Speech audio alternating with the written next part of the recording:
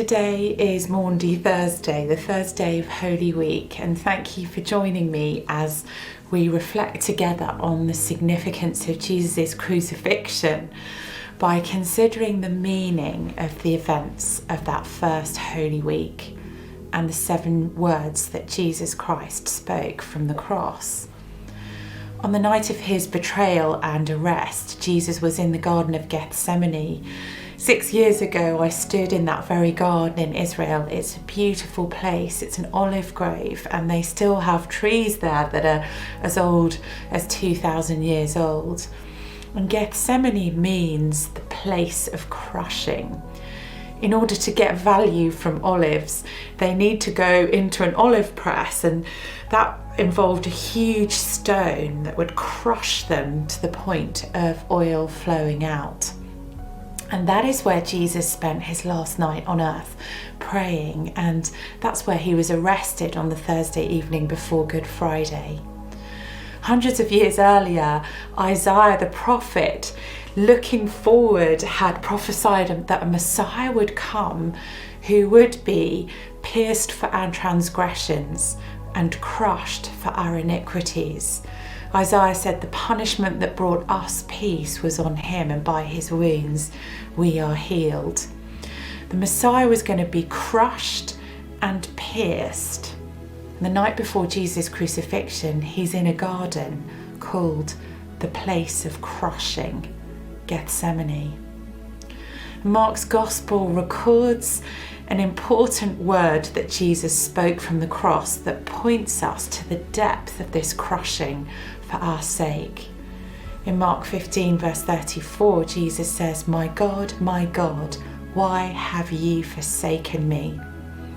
Now, to truly grasp this word from the cross, we'd need to read Psalm 22 in its entirety, because in the Jewish culture, when someone quoted the first line of a psalm, they were invoking the whole psalm.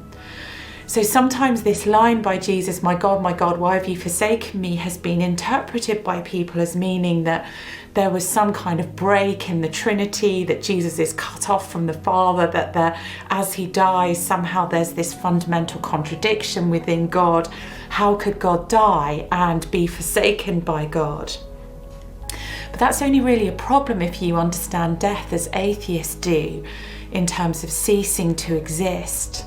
But in the Bible, death is a consequence of sin. It's a state of existence.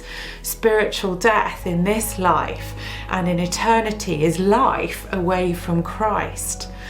So in taking upon himself being forsaken by the Father, Jesus suffers that experience of death, that existence of death, if you like, for us.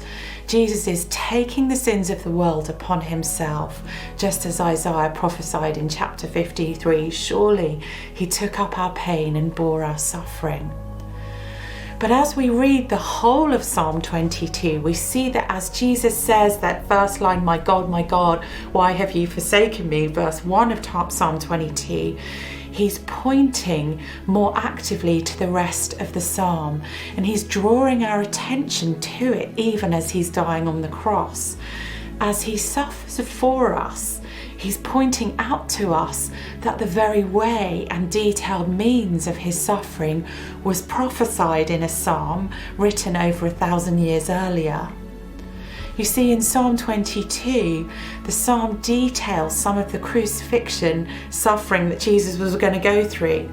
In verses 7 and 8 of Psalm 22, it says, "All who see me mock me, they hurl insults, shaking their heads. He trusts in the Lord, they say. Let the Lord rescue him. Let him deliver him, since he delights in him." And this is exactly what the gospel writers record, that people shook their heads and said words to that effect. In Psalm 22 verse 14, it says, "I'm poured out like water and my bones are out of joint." That's exactly what happened in crucifixion. A man's bones, as he tried to breathe, would all go out of joint. In verse 15 of Psalm 22, it said, "My mouth is dried up like a potsherd, and my tongue sticks to the roof of my mouth. You lay me in the dust of death." The extreme thirst of the crucified man was legendary. In verse 16 of Psalm 22, it says, "A pack of villains encircles me, and they pierce my hands and my feet. My bones are on display. People stare and gloat. They divide my clothes among them and cast lots for my garments." They pierce my hands and feet. The Romans didn't invent crucifixion, although they did perfect it. The writings of the Greek author Herodotus tell us that the Persians were the first to use crucifixion. But Psalm 22, written way before the Persians invented crucifixion, prophesies that the Messiah will have his hands and feet pierced. The psalm prophesies that the Messiah would have his garments divided and people would cast lots for clothing.